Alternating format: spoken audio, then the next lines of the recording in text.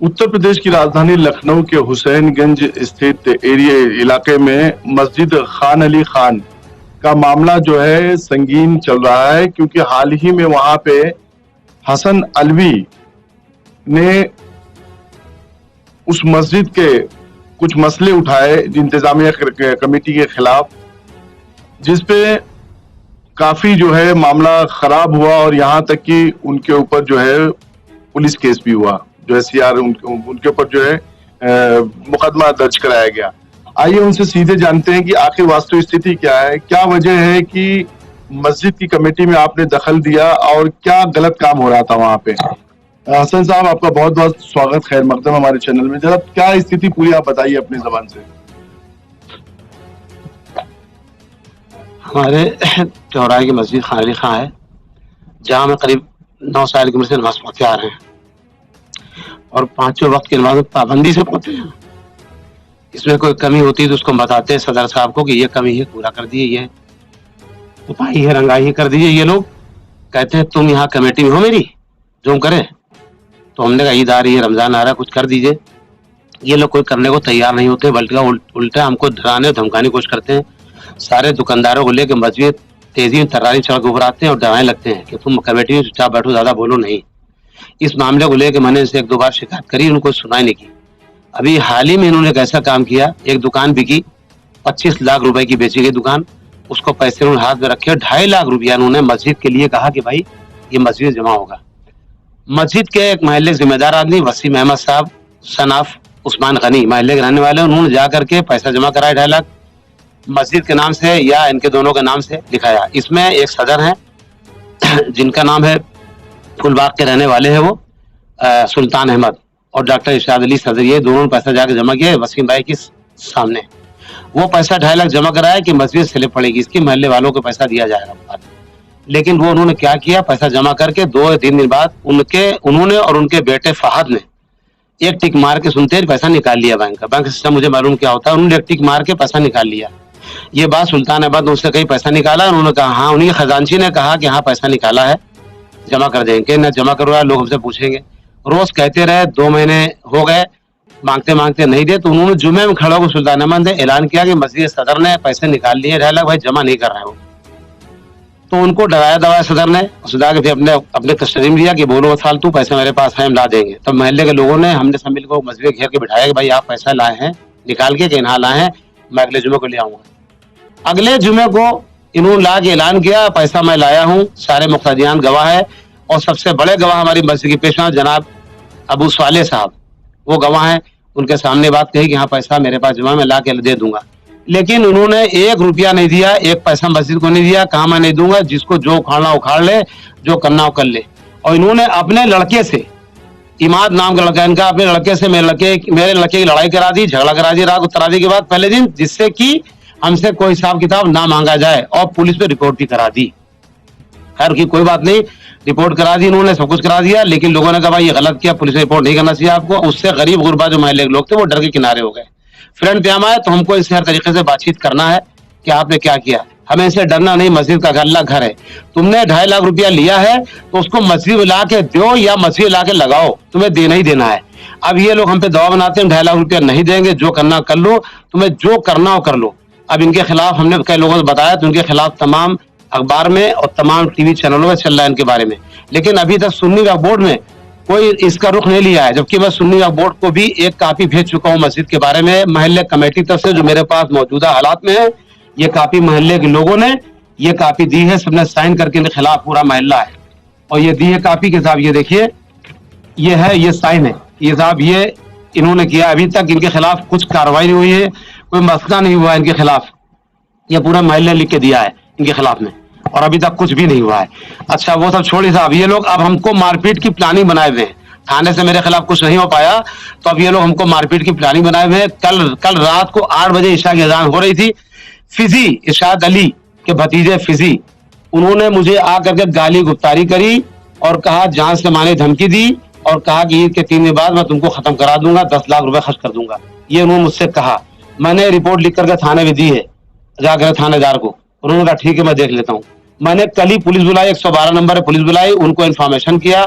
मैंने बताया कि साहब मेरे साथ ऐसा ऐसा हुआ है। पुलिस आई, मौके में देखा, इरशाद अली से बात की, इरशाद अली पूछा भी, इरशाद अली ने बताया साहब मैंने कुछ नहीं किया। उनका तुम लोग झगड़ा कर रहे हो चौराहे पे, ये गलत कर रहे हो, ये दोबारा गलती ना करना तुम लोग ऐसी मारपीट की। थाने का मामला है, दर बैठ समझाओ थाने में और मस्जिद में, और दोबारा गलती न करना। आप थाने जाए, इनकी रिपोर्ट लिख के लाई सबकी आई है। मैं थाने जाकर रिपोर्ट देकर के आया हूँ, मैं रिपोर्ट देकर बैठा हूँ, तब मैं ये हालात आज के मेरे सामने ये मौजूदा हालात में है। अलवी जी, मस्जिद में कितनी दुकानें हैं मस्जिद के अधीन, और कितना किराया आता है, और वो किराया कब से आ रहा है? हुजूर मस्जिद में कम से कम 24 दुकानें हैं, और 24 दुकानों किराया अगर आप मान के चलिए तो कम से कम 3 लाख रुपया सालाना आता है। और 3 लाख रुपया सालाना में 1 रुपया इन्होंने आज तक मस्जिद में, चैलेंज कर रहा हूँ, कोई काम नहीं कराया। कोई भी आदमी आके बता दे। ये लोग मस्जिद कमेटी के आदमी होने के नाते सुन्नी वक्फ बोर्ड का एक आदमी है, उसका नाम है ताहा साहब, वो उसका इंस्पेक्टर है शायद। उसको मिलाया तो आए दिन आके यहाँ बैठता है, उससे बातचीत करके सब सेटिंग बनाए हुए हैं ये लोग कि कैसे क्या करना है। वो सारी सपोर्टिंग लोग करता है। 24 दुकानों किराया था अपने पास ही रखते हैं, उसमें 1 रुपया भी नहीं लगाते, कोई हिसाब भी नहीं लगाते हैं। आप मस्जिद के मुक्तदियों में जाके पता करिएगा तो बता देंगे 1 पैसे का हिसाब भी नहीं लगाते ये लोग, और ना लगाया। और जब इससे कहा जाता है कुछ तो लगाई भाई, कुछ तो करिए, तो उल्टा उसको दौड़ाते हैं, डराते हैं, धमकाते हैं सब लोग। सारे दुकानदारों को एक किए हुए, सारे दुकानदार इनसे मिले हुए हैं, और मिल करके सभी लोग चढ़ाई करते हैं मस्जिद में आके, जो आदमी बोलने की कोशिश करता है। ये है मस्जिद के हालात। मस्जिद की कितनी संपत्तियां हैं इतराफ में? 24 दुकानें हैं मस्जिद में टोटल। और जो खाली स्थल जो है कुछ उसका, जो अभी कुछ मस्जिद दुकान है वो घर कुछ कमरे खाली पड़े हैं मस्जिद के ऊपर के, वो अभी किराएदार एक पड़ा, उसमें ये रह रहा है, उसमें जिसने शायद 1000 रुपया महीना दिया है, वही है खाली।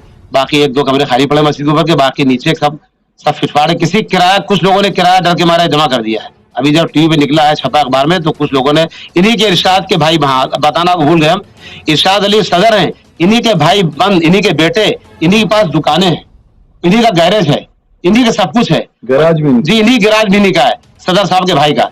आप जानकारी जा करिएगा, वहां चौराहे पता करिएगा, और खुद पता चल जाएगा सच्चाई क्या है। सच्चाई सामने आपके आ जाएगी। इन्होंने सब अपने ब्लड रिलेशन को ही कमेटी बना रखा है। इन्हीं ब्लड रिलेशन, इन्हीं के भतीजे सब कमेटी। मेरे मोहल्ले का एक भी आदमी नहीं हुजूर, एक भी आदमी कमेटी का नहीं है। अगर बता दीजिए, मस्जिद में सिर्फ आप लोग मोहल्ले के लोग नमाजी हैं? बस सिर्फ नमाजी हैं, और ये लोग सिर्फ अपना हुकूम चलाते हैं, अपने घर के लोग रखे हैं। इन्हीं घर के लोग मेंबर कमेटी बने, क्योंकि ब्लड रिलेशन का आदमी कमेटी में नहीं हो सकता है, मोहल्ले का आदमी होना चाहिए। अरे साहब 1-2 आदमी कमेटी होना चाहिए ना, एक भी आदमी नहीं। इन्हीं कमेटी की जांच कर ली जाए, पूछ ली जाए कि कहाँ पे, हर जगह तो गलत है ये सही कहीं पे है ही नहीं हुजूर, हर जगह पे गलत है ये। सुन्नी वक्फ बोर्ड ने आपने जब तहरीर दी तमाम मामलात के, तो सुन्नी वक्फ बोर्ड की तरफ से कोई आपको जवाब आया? अभी सुन्नी वक्फ बोर्ड साहब से मेरा कोई वो नहीं हुआ है, उन्होंने कोई पेपर नहीं भेजा है। उन्होंने कहा है हो सकता है ईद के बाद वो लोग भेजे। तो पर्सनली आप किसी से मिले थे, किसी अधिकारी से सुन्नी वक्फ बोर्ड? मैं किसी अधिकारी से मिल नहीं पाया, मैंने सब ऑनलाइन कर दिया है क्योंकि रमजान में जा नहीं पाया मैं, जी, जी। जा नहीं पाया, मैं पोर्टल में दे दिया है, ऑनलाइन कर दिया है। रोजे रमजान मेरी हिम्मत ही पड़ेगी, इबादत में खलल पड़ रही थी इन लोग की, तो ये लोग दिमाग खराब किए थे, उधर इबादत नहीं हो पा रही थी मेरी। कल भी 27 में पड़ा तो ये लोग से बाहर ही खड़े हुए थे, झगड़ा करने के मूड में। ये लोग झगड़ा करने के मूड में फिराक में लगे हुए कि झगड़ा कर लें हर तरीके से।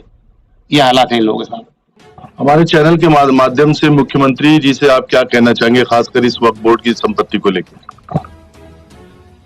माननीय मुख्यमंत्री से मैं ये कहना चाहूंगा, इस मस्जिद को खासकर अपने नजर में रखें और रख के देख लें कि सदर मस्जिद कमेटी के सदर इरशाद अली क्या कर रहा है, और ये 3 लाख साल का जो आ रहा है ये पैसा क्या कर रहा है, किस तरीके से उड़ा खा रहा है। मस्जिद कहीं कोई तरक्की नहीं है, मस्जिद कुछ नहीं है, मेन रोड की मस्जिद है, इसकी सफाई सुथराई कोई लिपाई पुताई तक नहीं है। अभी देख लीजिए, मेरे पास काफी फोटो है हुजूर, मैंने सब मोबाइल में सब खींचा है फोटो, देखिएगा कहीं सब काई लगी, जंग लगा है, लैट्रिन बाथरूम गंदी, सब कुछ गंदा है, कहीं कोई सफाई नहीं है। आपके सामने सब दिखाई पड़ेगी, आप आंखों से देख लीजिए। मैं अभी आपको सब फोटोग्राफ भी दे रहा हूँ उसके। मैं खुद ही गुजारिश करूंगा कि इस मामले को अपने संज्ञान में ले लें और सच्चाई दूध का दूध और पानी का पानी करें आके उसमें।